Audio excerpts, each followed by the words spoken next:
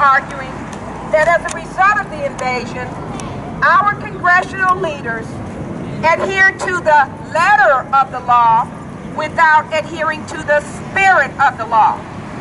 Congressional leaders take an oath of office, and that oath says that they swear to protect the United States Constitution against all enemies, foreign and domestic. They also are required by Amendment 12 in Article 2 to participate in the transition of power. That involves the swearing in of Congress, the ratification of electoral votes, and also the swearing in of our president and vice president this year on the 20th of January. As a result of a foreign invader being engaged and involved in our elections, our congressional leaders from the 114th Congress, that's the Congress before the one that is currently in place, were unwittingly involved in a cyber terrorist scheme to undermine the U.S. government. So in essence, when they ratified the votes, sworn members of Congress, they were aiding and abetting a foreign terrorist who sought to undermine our government. And as a result, we have asked the U.S. Supreme Court to render the 2016 election null and void. And that would necessitate and compel the political branches of government, which include Congress and the executive branch, to hold a new primary and general election. Now, we are not partisan. We are not for any particular candidate. We are for you, the American people. Because let's face it, the reality is politicians live a very good life and they gain a lot of privileges as a result of being where we put them.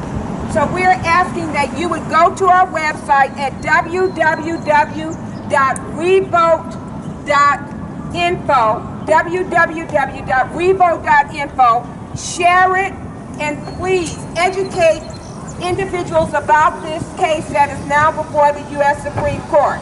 Now tomorrow, the U.S. Supreme Court will receive a reply brief from the government.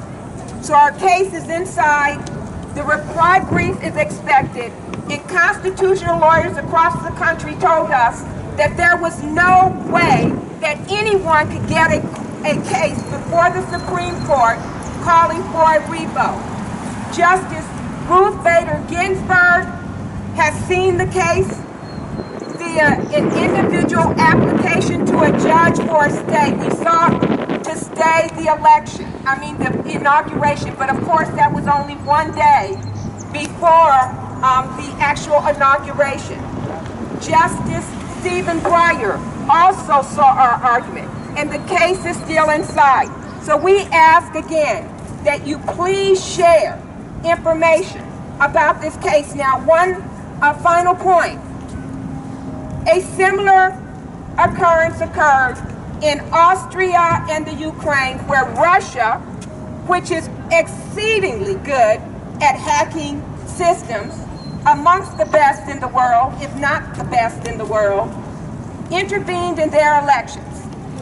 Well, the people weren't like us. They were a little more raucous. They were complaining and in the streets, and they decided that they were not going to accept a tainted election. Their Supreme Court ordered a revote. And so we are out to let the public know that we have options. And one of our options is right inside of this court, our highest court in the land that has the authority to declare this election unconstitutional.